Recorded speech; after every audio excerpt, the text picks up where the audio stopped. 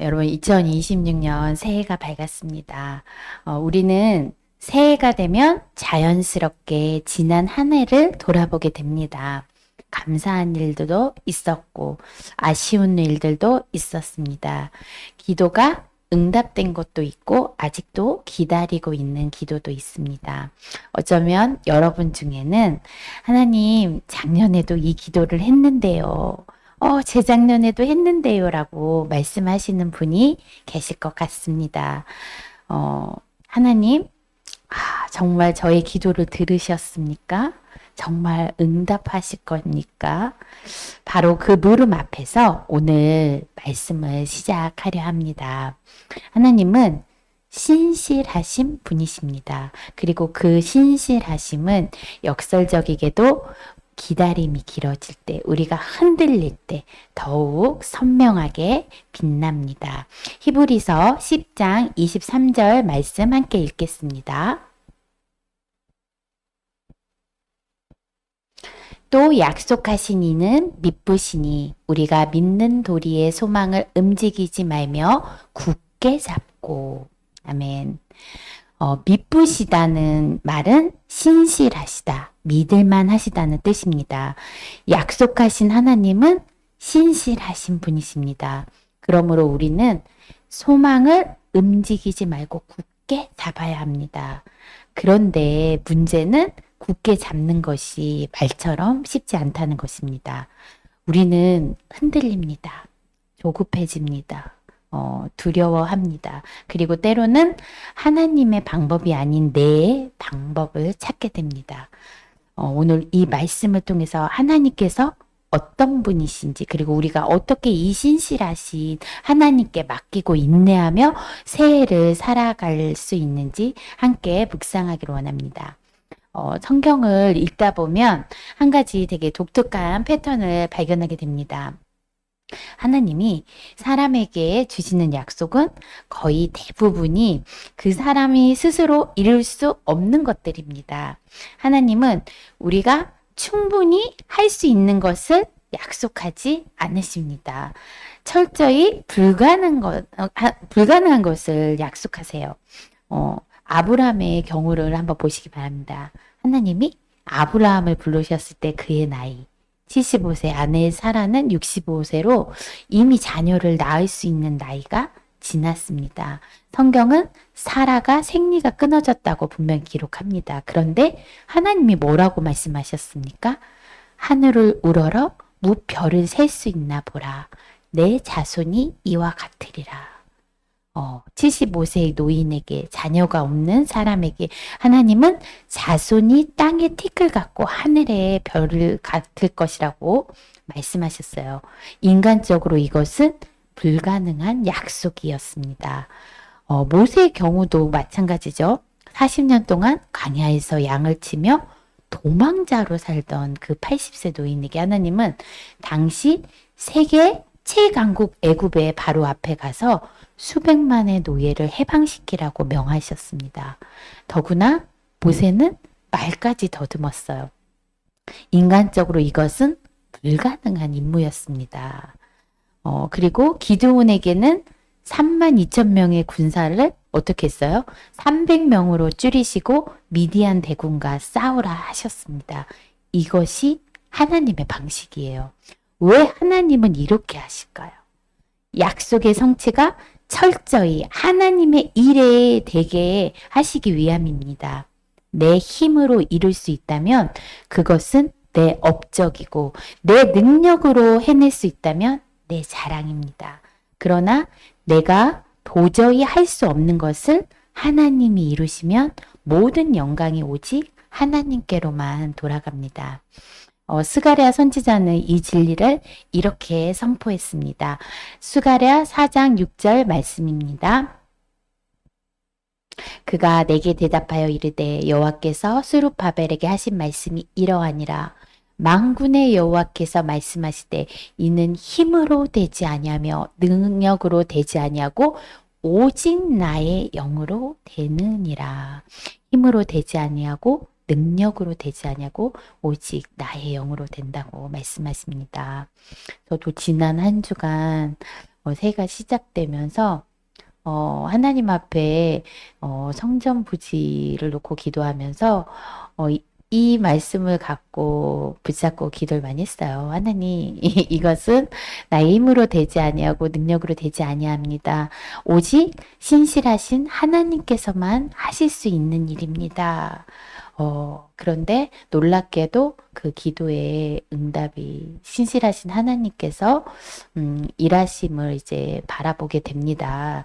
곧 간증할 수 있을 것 같아요. 사랑하는 여러분, 지금 여러분 앞에 놓인 문제가 너무 크게 느껴지십니까? 도저히 해결할 수 없는 상황이 있으십니까? 어쩌면 그것이야말로 하나님께서 일하시는 자리일 수 있습니다. 하나님은 우리가 할 수 없는 일, 오직 하나님만 하실 수 있는 그 일에 영광을 나타내십니다. 하나님은 약속을 주시고 끝나는 것이 아니에요. 약속과 성취 사이에는 늘 시간이 있습니다. 그리고 그 시간은 단순한 기다림이 아니라 그 약속을 받기에 합당한 믿음의 사람으로 우리를 세워가시는 시간입니다. 여러분 아브라함의 삶을 한번 보세요. 하나님은 여러 차례에 걸쳐서 같은 약속을 반복하시며 지속적으로 아브라함에게 상기시키세요. 첫 번째는 창세기 12장에서 내 자손이 큰 민족을 이루리라. 두 번째는 창세기 13장에서 내 자손이 땅에 티끌 같게 하리라. 세 번째는 창세기 15장에서 내 자손이 하늘의 별과 같으리라. 네 번째는 창세기 17장입니다. 여기서 하나님은 아브라함의 이름을 아브라함으로 바꾸시며 언약을 더욱 확실하게 하셨습니다. 왜 같은 약속을 여러 번 반복하셨을까요? 아브라함이 잘 못 들어서일까요? 아닙니다. 아브라함의 믿음이 자라야 했기 때문입니다. 첫 번째 약속을 아브라함이 받을 때와 네 번째 약속을 받을 때의 아브라함은 같은 사람이 아니에요. 기다림의 시간 속에서 때로는 흔들리고 때로는 회복되면서 아브라함은 믿음의 사람으로 세워져 갔습니다. 바울은 이것을 이렇게 설명합니다. 그가 100세나 되어 자기 몸이 죽은 것 같고 사라의 태가 죽은 것 같음을 알고도 믿음이 약하여지지 아니하고 믿음이 없어 하나님의 약속을 의심하지 않고 믿음으로 견고하여져서 하나님께 영광을 돌리며. 아멘. 약속과 성취 사이의 시간은 우리에게 훈련의 시간이요, 준비의 시간이요, 성장의 시간입니다. 하나님은 우리가 그 약속을 감당할 수 있는 그릇이 될 때까지 기다리십니다. 여러분, 왜 하나님이 당장 응답하시지 않으시는지 이해가 되십니까? 응답이 늦어지는 것이 아닙니다. 그 약속을 받을 그릇이 준비되고 있는 것입니다. 금이 불 속에서 정련되듯 믿음도 기다림 속에서 정련됩니다. 야고보 사도는 이렇게 말합니다. 야고보서 1장 2절에서 4절 말씀 보겠습니다. 내 형제들아 너희가 여러 가지 시험을 당하거든 온전히 기쁘게 여기라. 이는 너희 믿음이 시련이 인내를 만들어내는 줄 너희가 알미라. 인내를 온전히 이루라. 이는 너희로 온전하고 구비하여 조금도 부족함이 없게 하려 함이라. 아멘. 믿음의 시련이 인내를 만들어냅니다. 그리고 인내가 온전히 이루어지면 우리는 부족함이 없는 자가 됩니다. 여러분, 기다림의 시간은 헛된 시간이 아닙니다. 하나님은 그 시간 동안 우리 안에서 일하고 계십니다. 그런데 문제는 그 기다림의 시간 속에서 우리의 마음이 요동한다는 겁니다. 조급함이 찾아옵니다. 언제까지 기다려야 합니까? 두려움이 찾아옵니다. 정말 이루어지기는 할까? 그리고 합리화가 찾아옵니다. 이 정도면 됐지. 하나님도 내 상황을 이해하실 거야. 이 방법도 괜찮지 않을까? 기다림이 길어지면 우리는 스스로를 합리화하기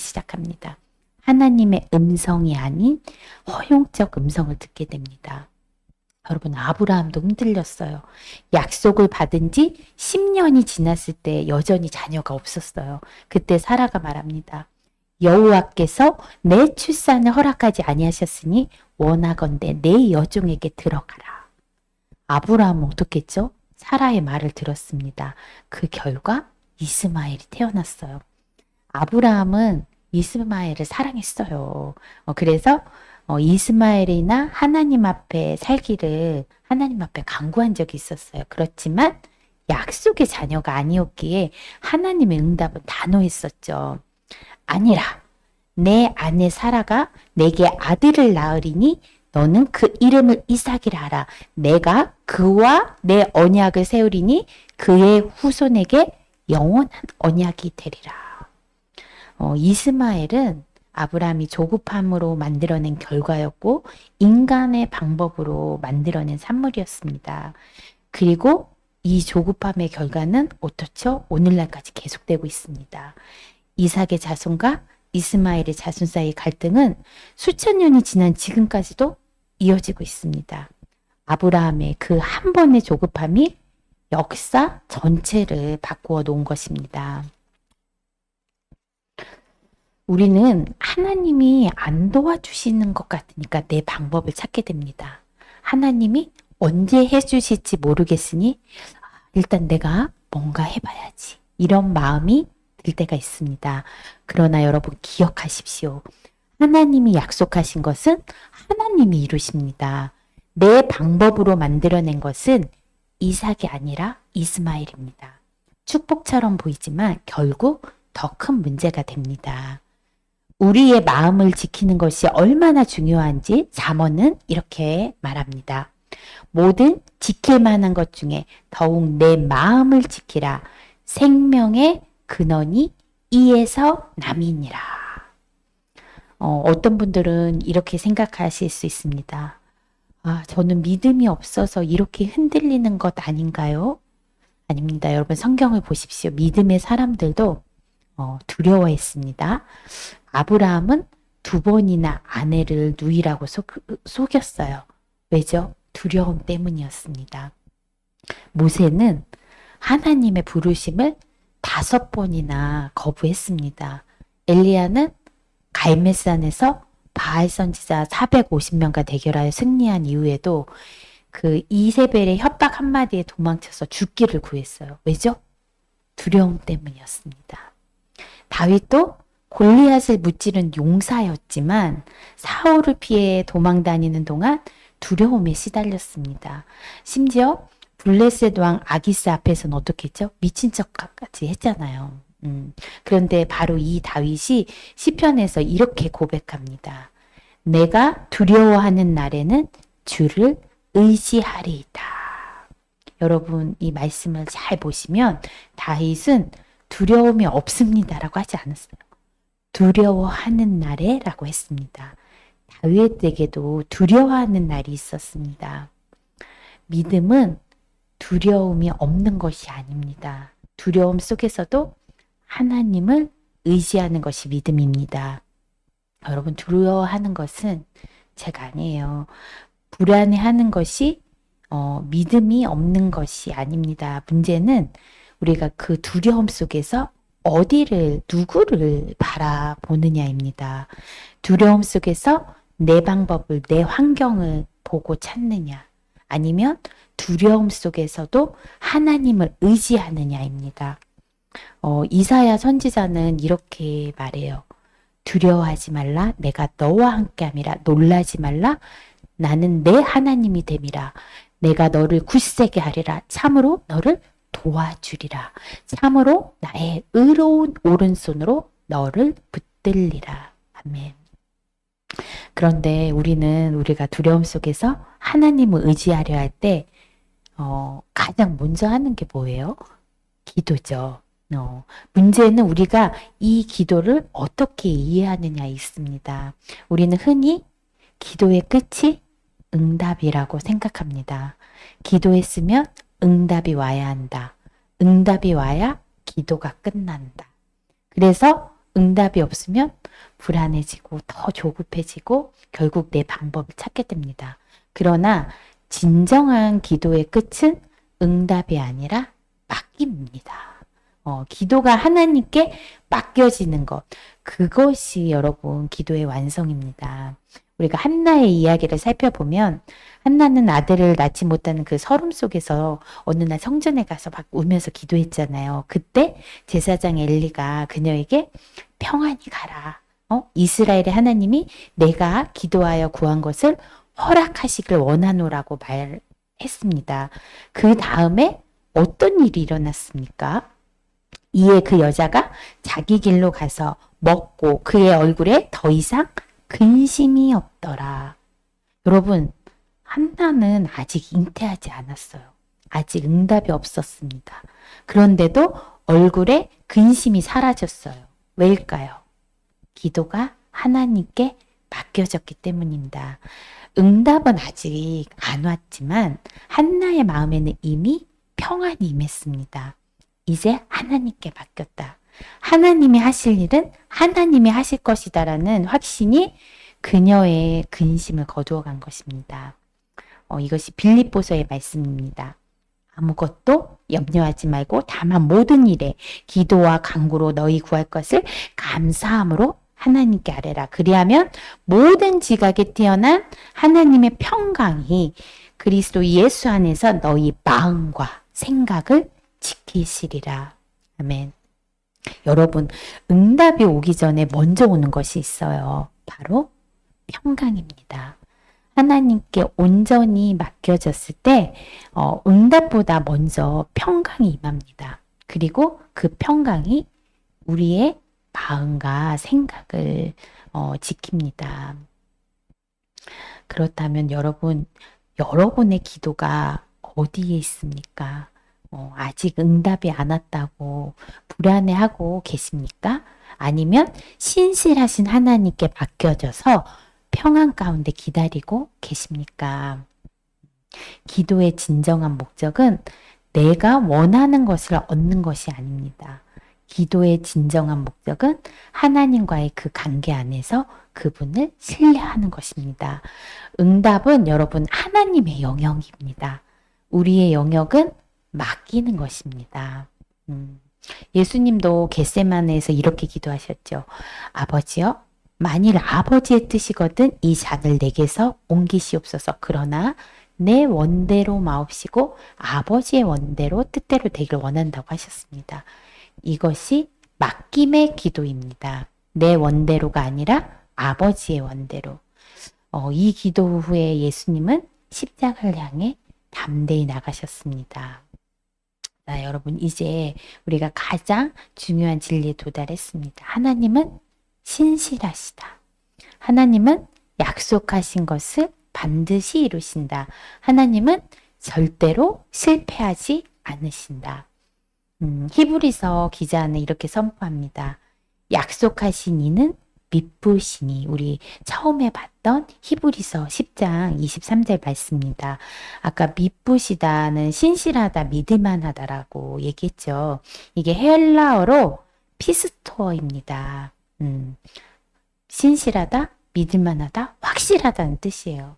하나님은 여러분 본질적으로 신실하신 분이세요. 우리가 신실하기 때문에 하나님이 약속을 지키시는 것이 아닙니다. 하나님이 신실하신 분이시기 때문에 그 약속은 반드시 이루어집니다. 약속을 지키시는 것은 우리의 조건에 달린 것이 아니라 하나님의 그 본성에 달린 것입니다.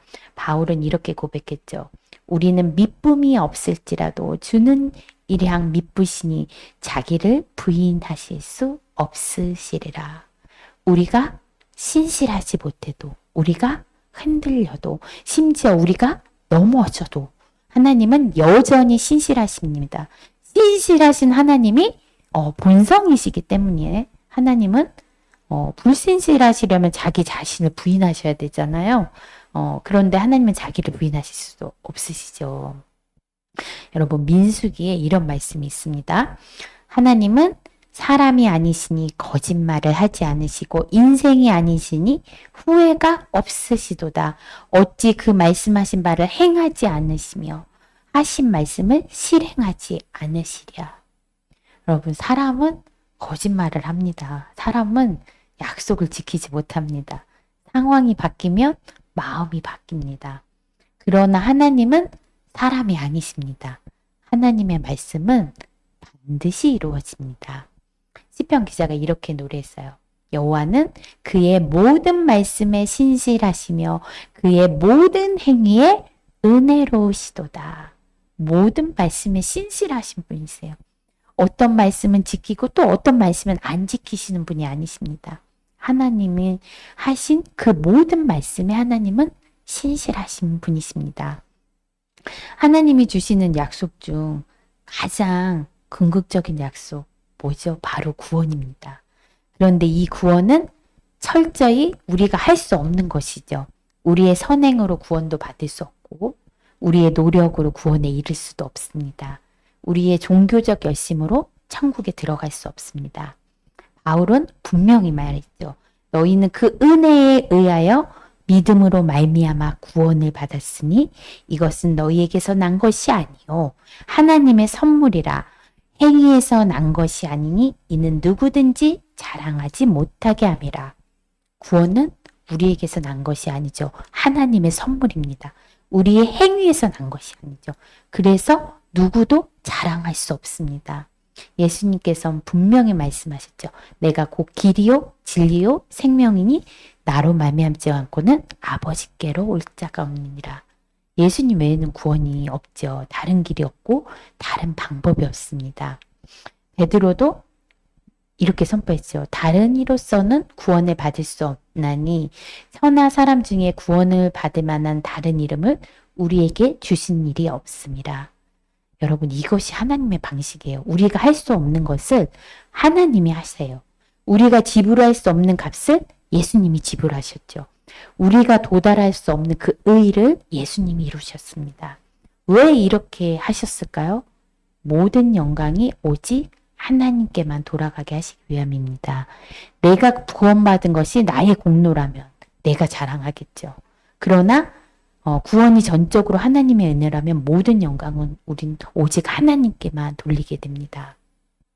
이것은 아브라함에게 주신 약속의 방식과 여러분 동일해요.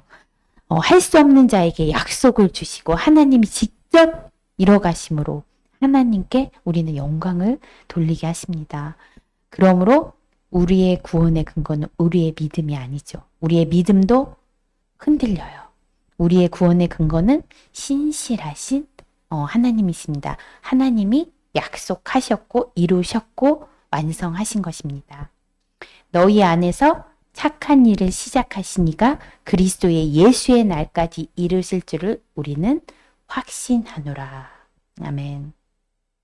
중국에 여러분 이렇게 모소 대나무라는 그 종류가 있습니다. 이 대나무를 심으면 처음 4년 동안은 거의 자라지 않는다고 해요. 매일 물을 주고 또 정성껏 돌봐도 땅 위로 올라온 것이 4년 내내 고작 3cm 정도밖에 안 된다고 해요. 많은 농부들이 그래서 이 시기에 포기를 한다고 합니다. 그런데 포기하지 않고 계속 돌본 농부에게 어느 날 놀라운 일이 일어납니다. 5년째 되는 해에 이 대나무는 단 6주 만에 30m 이상 자라나요. 하루에 거의 1m씩 자라는 것입니다. 4년 동안 이 대나무는 무엇을 하고 있었을까요? 땅속 깊이 뿌리를 내리고 있었습니다. 30m 높이를 감당할 수 있는 그 뿌리를 만들고 있었습니다. 만약 뿌리가 충분히 내리기 전에 급하게 이 대나무가 막 자랐다면 그 높이를 감당하지 못하고 쓰러졌을 겁니다. 하나님이 주신 약속이 여러분 당장 이루어지지 않을 때 하나님은 우리 안에 뿌리를 내리고 계십니다. 그 약속을 감당할 믿음의 사람으로 세워가고 계십니다.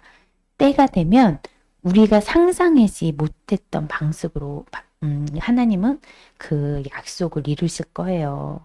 그런데 우리는 조급함 때문에 일을 거르치게 될 때가 참 많아요. 기다리지 못하고 인내하지 못해서 그래서 너무나도 안타깝습니다. 제가 목회 현장에서 이렇게 딱 보면 제가 이렇게 목회 현장에서 보면서 많은 것들을 느끼게 됩니다. 어, 조급함으로 인해서 믿음이 후퇴하는 것들을 바라봅니다. 그래서 우리의 조급함, 두려움 때문에 사실은 결과가 좋지 못하는 경우를 이렇게 많이 바라보게 됩니다. 그래서 내 생각, 내 방법이 동원되고, 결국에는, 그게 축복이라고 생각했던 것들이, 처음 계획과 달리 이렇게 작아지는 것들을 봅니다. 음. 그래서 여러분, 우리가 조급함이 없어야 돼요. 하나님의 약속이 당장 이루어지지 않더라도 하나님은 신실하신 분이시기 때문에 반드시 하나님의 방식으로 하나님이 일하십니다. 우리는 그냥 맡기면 되는 거예요.